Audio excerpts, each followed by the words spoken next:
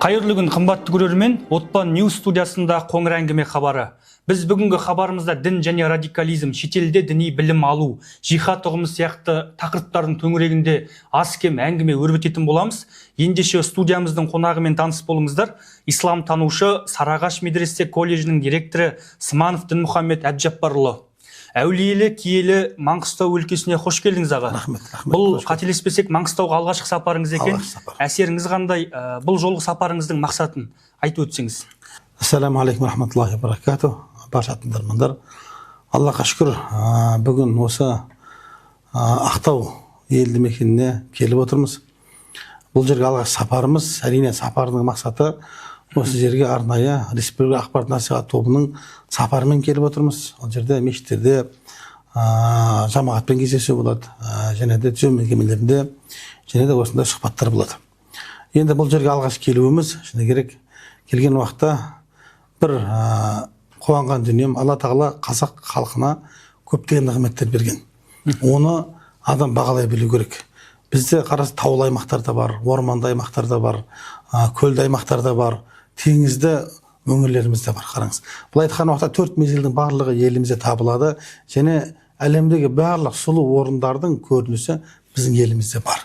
Соны көріп, Каспий теңізін көріп, шыны керек, бір ерекше Алланың нығметіне бір шүкірліктер айттық, және де мынау халқының, Ақтау елінің халқының жаңа қонақ жайылығын көріп, ода да бір шыны керек қуандық, альхамдулилля, Аллаға шүкір, бәрі жақсы.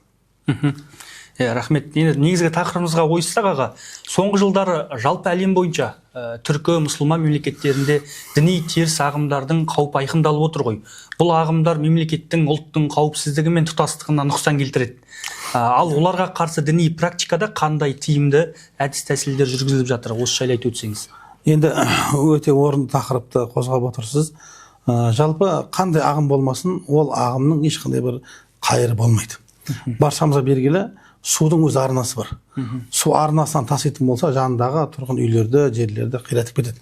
Сол секілді қай нәрсе ағым болатын болса, оның ешқандай пайдасы болмайды. Аллаға шүкір, қазір таңда біздің Қазақстан мұсылмандар діни басқармасы бұл жұмысты негізі қолына алды деп айтуға болады, және де осы мәселе бойынша жұмыс жасап жатыр. Әрине, сондай бір кезең болды. Дін мәселесі бізден ұзақтаған кездер болды. Ата-бабаларымыз намаз оқу түгіл, тіпті мынау өзінің ұрпақтарына, перзенттеріне дінді үйрету түгіл, намаз оқу қиын болған жағдайлар жоқ емес болды. Сол замандарда біраз діни сауаттылық азая бастады. Бірақ Аллаға шүкір, Аллаға есеп шүкірлер болсын, тәуелсіздікпен бұның барлығы неғылды тоқтатылып, тәуелсіздік келген уақытта, ел тәуелсіздік алған уақытта, әлхамдулилля, дінімізді қайттан неғылды өзімізге келді. Ал енді бір мәселе, осы жерде айтыла кететін мәселе, жүрегімізде, баршамыздың дінімізде, немесе ділімізде, жүрегімізде дінге деген қызығушылық, дінге деген сенім, Аллаға деген махаббат, пайғамбарға да махаббат бар ғой. Бірақ та оны қалай алу керек? Және оны кімнен алу керек, оны қандай орындарын алу керек мәселесі шыны керек уақытында нақты былай айтқанда болды, болмады емес, бірақ та ауқымды болған жоқ қазіргідей. Аллаға шүкір, қазіргі таңда бағана айтып кеттім, діни басқарма осы оңалту жұмыстарын қолға алып, Аллаға шүкір, қазір елімізде 9 медресе колледж бар, үлкен Нұр-Мүбарак секілді университетіміз бар, және де барлық мешіттердің алдында діни сауат ашу курстары бар. Бұл мақсат не деген уақытта? Бұның мақсатының барлығы сол өзіміздің дәстүрлі исламды, өзіміздің ата-бабамыздан келе жатқан ұстанымды, діни ұстанымды дұрыс жеткізу, оны дұрыс түсіндіру, және де осы жат ағымға жастарымыздың кетіп қалмау үшін соның алдын алу мақсатында жасалған үлкен бір жобалар деп, жұмыстар деп айту, еңбектер деп айтуға болады. Сол үшін бұл жерде әрине біз баршамызға белгілі елдегі болған жайттар бар, Ақтөбеде болған жайттар бар, Алматыда болған жайттар бар. Мысалы үшін немесе шетел асып кеткен азаматтарда жастар ішінде Сирияға кетті, нақты айтады, Сирияға кеткендер де болды. Бұның барлығы неден деген уақытта сол діни білімді немесе діни мәселелерін, діни сұрақтарына дұрыс орыннан жауап алмағандығының себебі. Және де ұстаз мәселесінде, оқу орындар мәселесінде қателескеннің себебі деп айтуға болады. Сол үшін Аллаға шүкір, қазір таңда ол нәрсенің баршасын алды деп ойлаймын. Иншалла, жастарымыз өзіміздің сол Қазақстан мұсылмандар діни басқармасына қарасты ұстаз, имам, медреселерде тәлім алып жатыр. Альхамдулилля, Аллаға шүкір, және де тек қана қоса айтатын болсақ, мемлекетте бұған қатты атсалысып, қатты былай айтқан кезде қарқынды жұмыстар жүріп жатыр, альхамдулилля. Нәтиже жоқ емес, нәтиже альхамдулилля бар. Еліміздің қалаларында болған оқиғаларды, Сирияға кеткен жастарды айтып қалдыңыз ғой. Кез келген діни теріс ағымның өміршеңдігі идеология мен қаржыға байланысты ғой әуелі аға бірінші. Ал деструктивті ағымдар қаржыны қайдан алады деп ойлайсыз? Енді бір мәселе нақты өзімнің енді ұзын құлақ естеді ғой. Ана өйтеді деген пәлен жерден қаржыландырады деген сөздерді естиміз, бірақ та біз ондай мекеме емеспіз, оны барып талқылайтын, оны барып зерттейтін. Енді сөз көп. Бірақ бір мәселе, мынандай бір мәселе бар да. Қазақ айтады, келіннің бетін кім ашса, ол ыстық дейді, соған келінге сол ыстық болады. Бірде мен болған жағдай бір жігітпен сөйлесіп қалдым. Ол жігіт таблиғ жамағатының адам өкілі. Бірде сөйлесіп қалдым. Аға, сіз неге таблиғ жамағатына қосылдыңыз десем, бір күні бір қиналдым өмірде дейді да. Үлкен кәсібім болды, жағдайым жақсы болды. Бір күні банкрот болып, жұмысым арқаға кетті. Бір күні тұрдым да, Алла тағала маған дұрыс жол көрсет деп не қылдым, тіледім дейді. Бір кезде қарасам, ол таблиғшылар келіп қалды дейді.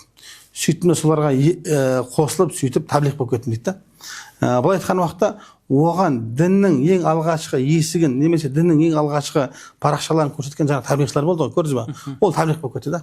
Айтқым келіп жатқан мәселе, біздегі жаңағы жастардың мысалы үшін діни мәселесінде кейде сұрақтар көкейінде болмайды емес, болады. Сонда сұрақтарына кім бірінші жауап береді? Бұған да қарай көрейік та, бәрі қаражатқа келіп тіреледі деп ойламаймын. Өйткені кім оның бетін бірінші ашады? Ол соған да қарайды. Қалай ол діни тәлім алды, қалай діни сұрақтарға қай орыннан жауап алды, бұл да соған қарайды. Және де екінші бір мәселе, баршамызға белгілі, мынау ағым өкілдеріне қарайтын болсақ, сырттан қаражатымен білмейді екенмін, өйткені ұстап алған жоқпын, көрген жоқпын, бірақ та бір мәселе бір-біріне деген жәрдемі өте жоғарыда. Мысалы үшін біреу жағдай нашар болатын болса, жаңағыдай кәсіппен, саудамен көмектесіп тартады. Бұл нені көрсетеді? Баршамызға белгілі, қай жерде бір ағым болсын, қандай бір аз қамтылған нәрсе, ол әрқашан бір-бірін қуаттап отырады. Әрқашанда ол бір-бірін күш беріп, жәрдемдесіп, ол өзінің айтқан кезде күшін немесе өзінің санын көбейтіп тырысадылар. Көрдіңіз ба? Сол үшін бұлардың жаңағыдай кейде айтады ғой, 5 уақыт намазға өте бекем, бір-бірін жәрдем береді дейді ғой. Бұның негізгі түптеріне өзінің жаңағыдай санын көбейту мақсатында жасалатын амалдардың бірі. Былай қарағанда жаңағыдай енді шыны керек кейде ортада адамдар болады ғой, мысалы, ешқандай бір ортада бір орны жоқ адамдар болады.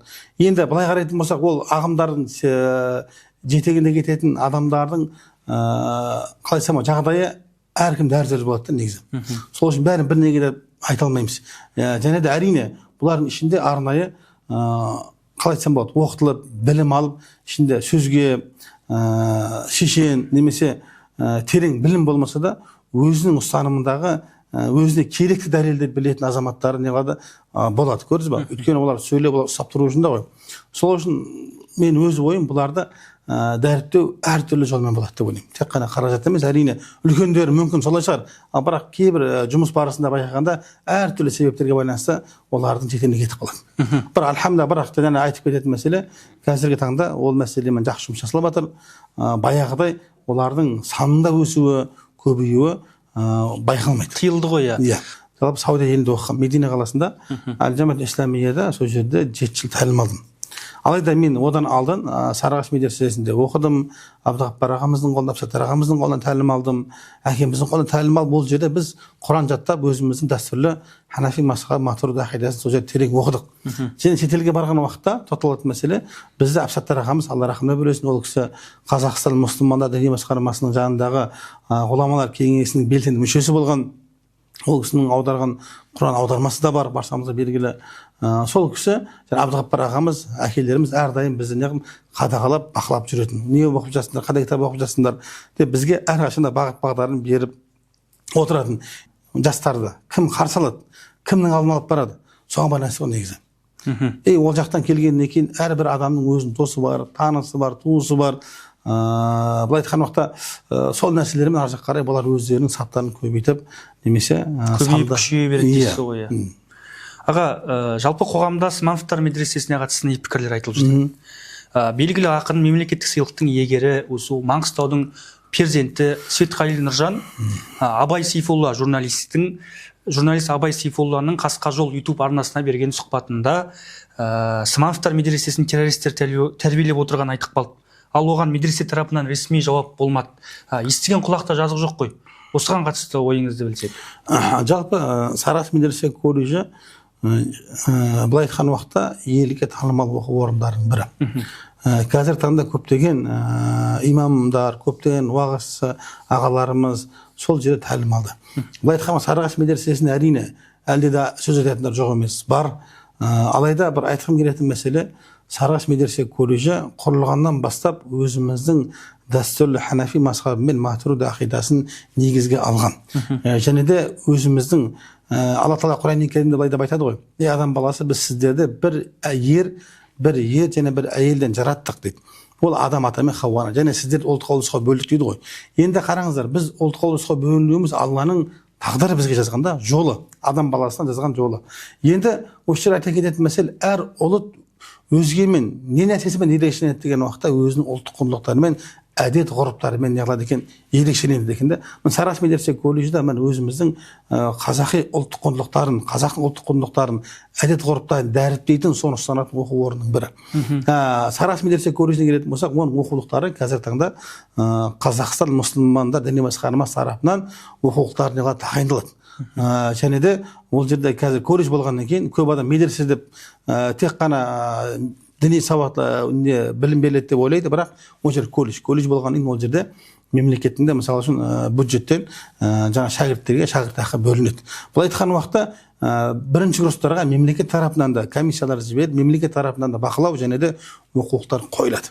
Бұл айтқан уақытта Сарыағаш медресе колледжін жаңағыдай бір ағымға немесе бір жаңағы уахабизм терроризм деп айтуға ешқандай бір дәлел немесе бір сүйенер нәрсе жоқ та. Өйткені оқулықтар діни басқарма тарапынан қойылады, білім басқарма тарапынан қойылады, және де барлық уақытта жаңағыдай тексеру мәселесі, барлық уақытта және де өзіміздің елге танымалы ұстаз уағызшылардың да тарихын немесе оқыған білім алған орындарына қарайтын болсақ, Сарыағаш медресесіне кіріп тәлім алғандығы көрінеді. Сол үшін бұл сөз енді біз жауап бермеген себебіміз де, өйткені ол жерде ол ақиқат болатын болса, ол бәрі көретін дүние. Сарыағаш медресе колледжі бір жабық немесе бір айдалада колледж емес. Қазіргі таңда Аллаға шүкір 1000 шәкірт тәлім алады. Ол жерде және де жанында білеміз әдемі зәулім мешіт бар. Мешіттің жанында әдемі көлі бар. Мен жаңа жарнамалап отқан жоқпын, бірақ айтқым келіп отқан мәселе, елде көптеген азаматшалар мынау Сарыағашта санатория бар, демалыс орны бар, білеміз. Демалыс орнына барған уақытта барлығы сол жерге келеді. Бұл айтқан уақытта шәкірттердің де, ұстаздардың да ол жерде қалаған адам барып сөйлесіп, керек соны алатын орында. Бұл айтқанда айтқым келіп тұрған мәселе, Сарыағаш медресе колледжі барша жұртқа ашық та, ол жабық емес.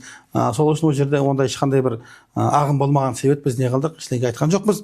Оны ел де, халық та біледі, барған жұрттың барлығы біледі, және де көптеген шәкірттеріміз, Аллаға есеп шүкірлер болсын. Әрине бірден бір айтатын дүние, Сарыағаш медресе колледжі Қазақстан мұсылмандар діни басқармасына қарасты колледж.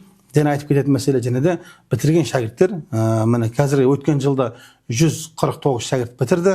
Оның көпшілігі осы діни басқарманың қарамағындағы мешіттерге, сонымен қоса медреселерге қызметке, сонымен қоса Нұр-Мүбарак оқуға түсті. Нұр-Мүбарак бітірді, мысалы үшін мемлекеттің деген мекемелері қызметке барып жатқан шәкірттерімізді көріп жатырмыз. Бұл айтқан уақытта шәкірттеріміз осы елдің қызметінде екендігін көріп, әрине біз қуанамыз, альхамдулилля. Сол үшін ондай бір қауесеттер ешқандай орын жоқ. Сарыағаш медресесі ашық, барып көруге баршасына болады. Жақсы, рахмет жауабыңызға. Жаңа өзіңіз айтып қалдыңыз, 7 жыл шетелде білім алдым дедіңіз ғой. Қазір көптеген жастар діни білім алу үшін Египетке, Мысырға, Түркияға барады, Сауд Арабиясына барады.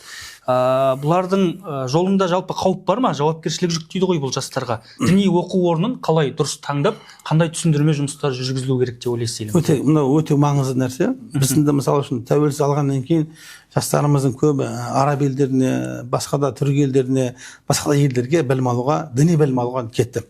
Бірақ өкінішке орай ол кезде енді жалпы бақылау мәселесі өте әлсіз болды.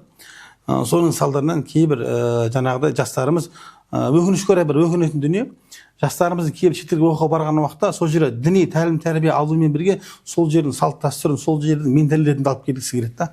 Былай айтқан уақытта бағана айттық қой, біз әр қазақ ұлты болғаннан кейін өзімізге тән мәдениетіміз бар, өзімізге тән ұлттық құндылықтарымыз бар, әдет ғұрыптарымыз бар. Бізді өзге ұлттар ерекшелеп тұратын дүние. Бірақ біз бәріміз Алланың құлымыз, бәріміздің құлшылық ететін Құдайымыз бір, жаңағыда иман келтірген пайғамбарымыз бір, жолын ұстанатын дегендей. Бірақ кейбір жастарымыз сол жердің бар мәдениеті мен сол жердің салт дәстүрін, әдет ғұрыптарын бізге алып келіп жатқан жайттар жоқ емес бар да. Сол себепті осы ағымдар шығып жатыр. Енді альхамдулилля, қазір бағана айтып кеттім, Қазақстан мұсылмандар діни басқармасы, Алла береке берсін, муфти хазіретімізден бастап осы мәселелердің алдын алып жатыр. Мысалы үшін қазір шетелде білім алу мәселесінде Мысыр елінде, Түркия елдерінде мысалы үшін діни басқарманың ресми өкілдері бар. Мысалы үшін барған шәкірттер, бағана мен бір сөзімді қозғап кеттім. Мынау өзім шетелде оқыған кезде, барған кезде кімге барарын білмейсің ғой, көрдіңіз бе? Сен қарапайым мәселе, адам шетке шыққан уақытта оған бір жол көрсететін, бір бағдар беретін, жәрдем беретін бір адамды ол іздейді, көрдіңіз бе? Ол қандай адам болсын, оған негізі қызық емес. Өйткені оған көмек керек, көрдіңіз бе? Сол секілді шетелге барған кезде, мысалы үшін адамдарға бағдар беретін адам болу керек. Сол себепті сол нәрсе негізге алып қазір діни басқарма тарапынан мысалы осы елдерде ресми өкілдері бар. Бұл айтқан уақытта елден тәлім алам, білім алам деген жастардың сол жаққа барып, солар арқылы сұхбаттасып, солар арқылы мынау діни басқарманың өзі меморандум отырған университеттері бар, Al-Azhar секілді Түркия елінде де университеттер бар. Міне солар арқылы соларға түсетін болса, иншалла, әрине бір айта кететін мәселе, біз шетелге оқуға барардың алдын өзіміздің елдегі оқу орындарын терең, жақсы деңгейде бітіріп, өзіміздің дәстүрлі Ханафи мазхаб матурidi ақидасын терең біліп, және сонымен қоса өзіміздің тарихымыз, әдет ғұрыптарымызды терең меңгеріп, қабылдағаннан кейін діни басқарма арқылы жаңағыдай оқу орындарға баратын болса, діни басқарма арқылы, және де тек өзі емес, өкінішке орай шығатын адамдарды бақылау өте қиын болады. Діни басқарма арқылы баратын болса, иншалла, мен ойлаймын, онда қауіп болмайды деп ойлаймын. Ал енді өзі баратын болса, оған жатақ керек, оған бағдар беретін адам керек, оған ұстаздар көрсін адамдар керек. Былай айтқан уақытта жолда өкінішке орай кейде қараңғыда жарығы жоқ көлік сияқты адасып кетуі әбден мүмкін. Сол үшін мынау және бір айта кететін бір мәселе, енді әр адам өз пікірі болады ғой. Мен өз пікірім, жастарымыздың осы елді негізгі білімін алса деген мен айтарым пікірді. Өйткені Алла қашыр қазір таңда біздің елде Қазақстан мұсылмандар діни басқармасына қарасты оқу орындарының білім деңгейі өте жоғары қазір. Алла қашыр өте жоғары. Сол үшін осы елімізде білім алатын болса, сол шетелдегі білімді қазір таңда елді алуға барлық мүмкіндіктер бар. Мысал алатын болсақ, сауат ашатын адамдарға мешіттеріміз бар. Ал колледж оқитындарға 9 медресе колледжіміз бар. Қари балам, ижаза аламын дейтін адамдарға, мысалы үшін Алматы қаласында бізде қарилық ижаза орталығы бар. Арзақ қарай ижаза аламын араб тілінен, Құран фихтан деп айтады, тафсирден деп айтатын болса, Алматыда Ас-Сығанақи институтымыз бар, альхамдулилля. Былай айтқан уақытта Нұр-Мүбарак университетіміз бар, бакалаврдан бастап магистрант, докторантура, бүкіл былай айтқан уақытта білім алам деген азаматқа бүкіл мүмкіндік еліміз жаратылған. Сол үшін өзімнің бір пікірім, осы елді білім алса деп менен кеңес беремін. Оның барлығы неме ақылы ғой, иә? Енді Сарыағаш медресе колледжі 100% тегін. Бұл жерде балдардың 3 мезгіл тамағы бар, сонымен қоса жатағы бар 100%. Және де үйірмелері бар, жан-жақта колледжге немесе студентке қандай қажеттілік болса, барлығы қарастырылған. Сол секілді басқа колледждерде, мысалы, мемлекет тарапынан гранттар бөлінеді, альхамдулилля. Грант бөлінгеннен кейін ол да шәкірттерге үлкен бір жеңілдік. Сол үшін грант арқылы да оқыса болады, тәлім алса, былай айтқан уақытта білім алам деген жастар үшін барлық жан үшін ғой, діни басқарманың тарапынан бүкіл жағдай қарастырылып жасалып қойған, иншалла. Түсіндік қой аға. Жаңағы бір сөзіңізді айтып қалдыңыз, біздің мемлекетте діни білім алуға барлық жағдай жасалған, мүмкіндік бар дедіңіз. Сіздің медреседе білім алып, базалық білімді сіңіріп өскен бала ары қарай Нұр-Мүбарак университетіне түсу үшін тест тапсыра ма, қалай болады? Бізге ол жағы қараңғылау ғой. Енді қысқаша айтып кететін болсақ, көп адам бізді медресе деп айтқаннан кейін басқаша көзқараспен қарайды, басқаша көзқараспен қарайды. Медресе деген бұл ислам танушылық қой, негізі ислам танушылық. Бұл жерде медреселерде жалпы 9-дан кейін немесе 11-ден кейін қабылданады шәкірттері. Кәдімгі колледж дипломдары сол біздің мемлекеттік дипломдар. Былай айтқан уақытта ол дипломмен тек қана Нұр-Мүбаракқа емес, басқа да оқу орындарына түсе аласыз. Қай жерде дінтану мамандығы болса, сол жерге сіз не қыласыз, 1 жыл немесе алға жылжып, екінші курстан түсе аласыз. Қысқартылған дейді ғой, қысқартылған неге түсе аласыз. Енді бізде шәкірттер қазір тәлім алып жатыр. Тәлім алып жатқан уақытта бұлар ОБД-ға дайындалады. ОБД-ға дайындалып, кәдімгі тесттен өтіп, ар жақ қарай не қылады, сол оқу орындарына барып, емтихан тапсырып, көптеген шәкірттеріміз грантқа түсіп жатқанын көреміз. Былай айтқан уақытта, бұл медресе колледждердің бір мақсаты, баршамызға белгілі, мынау жастардың тәрбиесі қазір таңда адамды алаңдатады негізі. Өйткені қазір таңда шегетінді, көптеген дүниелер не, былай айтқан уақытта адам ата-ананың өзі кейде игере алмайтын дүниелер жоқ емес бар да. Переходный возраст дейтін ауыспалы кезең деп айтады ғой. Ауыспалы кезеңде 9-дан кейін ғой ол, мысалы 15, 16, 17 жаста адам баласы көп нәрсеге қызығады, көп нәрсеге барғысы келеді. Мысалы үшін сол уақыттарда біз жастарымызды имандылық тәрбиесін беріп, имандылық қонда қалай? Имандылық өзіміздің қазақи тәлім-тәрбиемен көрдіңіз ба? Соны бере алатын болса, ар жақ қарай бітірген балдар қалаған саласына біз айтпаймыз, тек Нұр-Мүбаракқа түс деп айтпаймыз. Ол қалаған саласына, мамандығына өзі қалаған таңдағана түсе алады.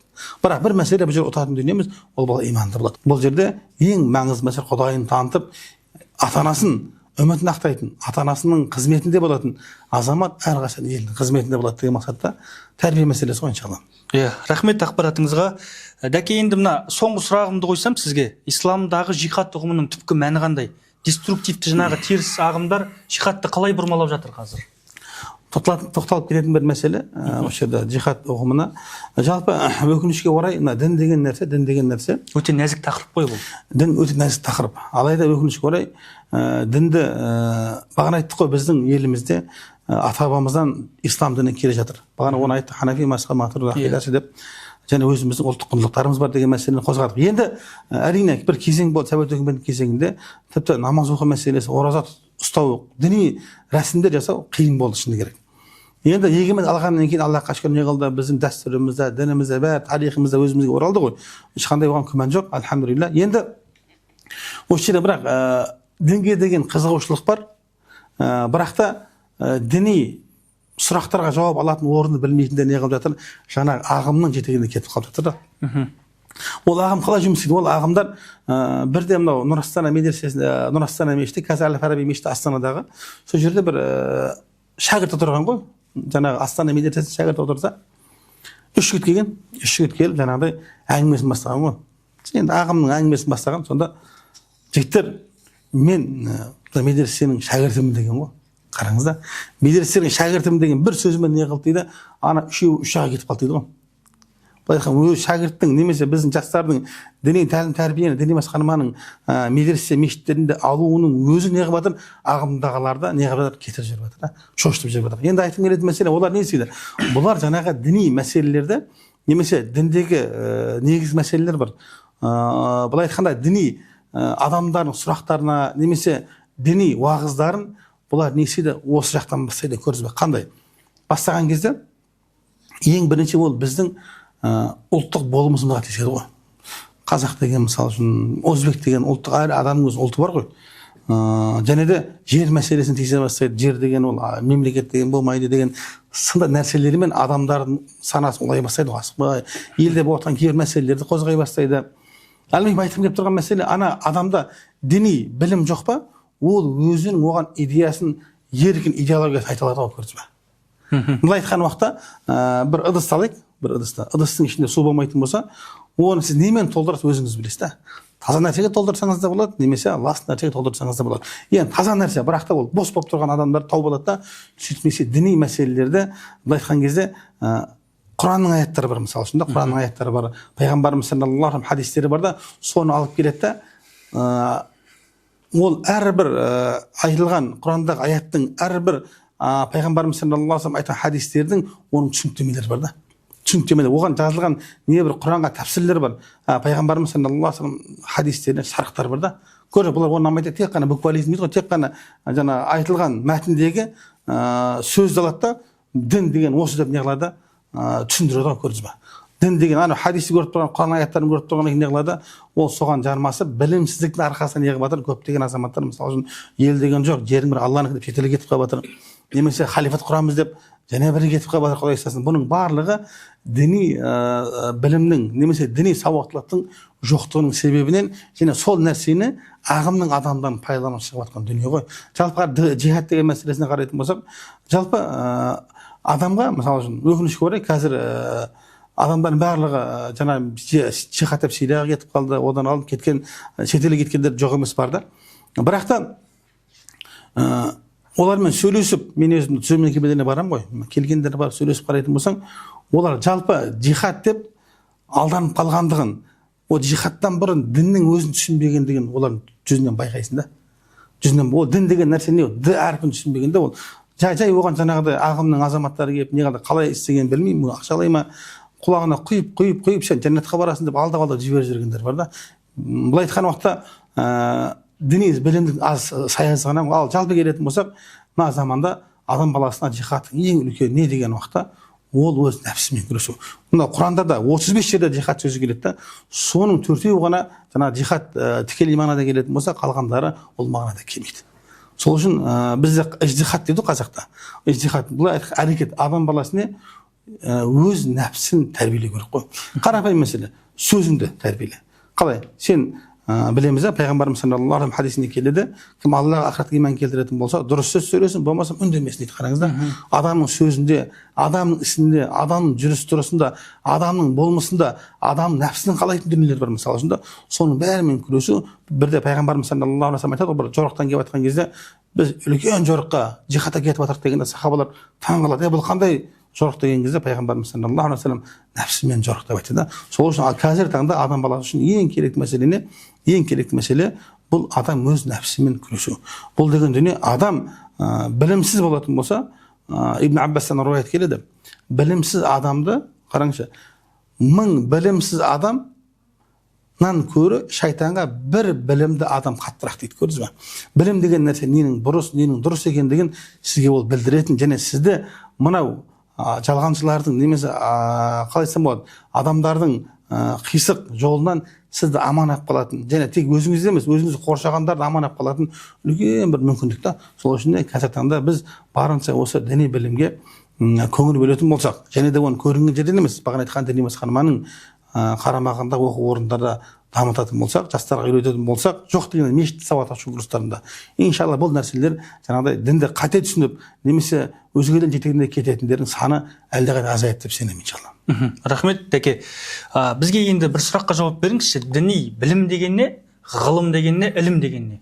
Бола ма осы сұраққа жауап? Енді әрине, ғылым, білім дейді ғой. Енді былай қарайтын болсақ, ғылыми зерттеу дейді ғой. Қазақта да. Білім, былай айтқанда барлығы араб тілінен ілім деген сөзден шығады ғой. Ілім деген сөзден шығады. Енді қарап тұратын болсақ, ілім іздеу, білім іздеу. Бұл деген білім іздеу хадисте келеді, бесіктен қабірге шейін білім іздеу әрбір азаматқа міндет дейді. Енді немесе әрбір мұсылман елге, мұсылман әйелге білім іздеу міндет. Енді білімнің ең шыңында не тұрады деген уақытта, білімнің ең шыңында бұл Құдайын тану тұрады. Өйткені біз мына өмірге бізді Алла жаратты ғой. Алла жаратқаннан кейін Раббымызды тану әрбір азаматтың міндеті. Ал енді кейінгі білімдер тұра ма тұрмай ма деген уақытта, білім, қараң, мына әлемді Алла жаратты ғой. Дұрыс қой. Бұл әлемде қазір не деген көптеген жаңалықтар бар. Құранның ішінде қарайтын болсақ та, мысалы үшін екі теңіздің бір-бірімен жолығып, бір-біріне былай байланыста болып, бір-біріне араласпайтындығы жайында Құранда аят бар. Бәйнәһүмә барзахун ла ябғиян дейді. Бірақ оны адамдар оны зерттеп, қазіргі таңда оны тауып жатыр да. Былай айтқан уақытта адамның жаратылысы мысалы үшін ғылыми зерттеліп жатыр да. Бұл білімде не? Құранда бәрі көрсетіліп тұрған нәрсе. Ғылыми зерттеулер арқылы не қылып жатыр? Зерттеу арқылы сол нәрсе ақиқатын тауып жатыр да. Сол нәрсенің жетістігіне жетіп жатыр да. Сол үшін құрметті, сол үшін айта кететін мәселе, білім деген нәрсе іздену. Мысалы үшін қандай да бір Құран, тәпсір, оны ар жаққа қарай терең зерттеу ғылым болып есептеледі да. Сол үшін шариғатта мынандай мәселе бар да. Өкінішке орай қазіргі таңда біз Құран хадистің жалпы аудармасымен шектеліп қалатын болсақ, онда біз көп қателікке барып қаламыз. Өйткені әрбір Құранның аятында, әрбір пайғамбарымыз саллаллаху алейхи вассалам хадисінде о не жатыр? терең мағына жатыр, көрдіңіз ба? Ол терең мағынаны біле алмасақ, онда біз көптеген қателікке барамыз. Қазір біздің ағымдағылардың көпшілігі осы Құранның жаңағыдай мәтіндерін біледі, бірақ өкінішке орай оның терең мағынасына көз жүгіртпейді, көрдіңіздер ме? Сол үшін терең мағынасы, құрметті бауырым, бұл білім ғылым болып есептеледі. Сол үшін пайғамбарымыз саллаллаху осы сөзімді тоқтайтын түйіндейтін дүние, пайғамбарымыз саллаллаху алейхи вассалам Ибн Аббас деген, Абдулла деген өзінің көкесінің баласы болған, Аббастың баласы Абдулла. Соған дуа қылады. Аллахумма фаққиху фиддин ва аллимху тәуил дейді. Қараңыздар, осы жерде білім де ғылым да келеді. Ол қалай? Аллахумма фаққиху фиддин, о Раббым, бұған дініңді түсіндір дейді. Дініңді түсіндір. Ол араб тілін білмейтін бе еді? Араб тілін білетін еді. Ол пайғамбарымыз саллаллаху алейхи вассалам сөзін түсінбейтін бе еді? Түсінеді деді. Бірақ та мақсатын, көрдіңіз ба? Мысалы қарапайым мәселе Құранда келеді. Кейбір азаматтар айтады да, Құранда арақ ішуге болады деп айтады. Мысалы Құранда келеді, ясалунак анил хамр вал майсир, сенен арақ жайында, құмар жайында сұрайды дейді. Айтқан ол екен үлкен күнә бар, адамдарға пайда бар деп айтқан дейді. Бұлай келіп қарайтын болсаң, ана мәтінде не қылып тұр? Құранның аятында арақ жайында айтылып тұр, оның пайдасы бар деп айтылып тұр. Кейінгі бір аятта келіп тұр, иман келтірген момындар, сіздер арақ ішкен мас халдеріңізде намазға жақындамаңыздар деген аят келеді. Сол аятты оқыған адам Құранда оқып жатыр ғой, дұрыс қой. Қараса, намаздан тыс уақытта бола береді деген нәрсе келуі мүмкін ұғымында. Ал бірақ сіз оны зерттеп, жаңағы араққа байланысты Құран аяттарын, пайғамбарымыз саллаллаху алейхи вассалам хадистерін зерттеп, жинаған уақытта не қылады? Нәтиже шығады да, арақ не екен? Шариғатта тыйым салынған дүние екендігі шығады да. Сол үшін мынау біздің де көп жастарда бағана айтқан мәселем, діни мәселелерді зерттемей, тек қана өзіне керекті орындарын алып алғандығының себебінен көптеген жастарымыз қателікке барып жатыр. Сол үшін әрине мен айта алмаймын, барлық адам ғалым бола алмайды. Бірақ Алла Тағала Құран-ы Кәрімде «Фас'алу ахла зикри ин кунтум ла та'ламун», білмесеңіздер білім иелерінен сұраңыздар деген. Міне қазір таңда бізде қандай мәселе болатын болса, діни басқарма, муфтият, Қазақстан мұсылмандар діни басқармасында ғұламалар кеңесі бар, фатуа бөлімі бар. Бұл айтқан уақытта біздің діни сұрақтарымызға да, дүние сұрақтарымызға да жауап беретін ғалым ғұламаларымыз бар да. Міне біз әрқашанда осы діни басқармаға тікелей байланыста болатын болсақ, иншалла өзіміз де, жастарымыз да, ұрпағымыз да иншалла адаспайды деген сенімдемін иншалла. Рахмет аға. Шынайы дін ешқашан қақтығысты емес, келісімді, мәмілені насихаттайды ғой. Оның үстіне қазіргі ақпарат ғасырында сүзгіден өткен дұрыс ақпаратты қабылдаудың маңызы зор. Бір сұхбаттың төңірегінде, көлемінде тиісті керекті сұрақтарымызға жауап алдық деп ойлаймыз. Ендеше бағдарламамызға келіп, арнайы уақытыңызды бөліп сұхбат бергеніңізге көп рахмет. Қоңыр әңгіменің келесі санында жолыққанша сау саламатта болыңыздар.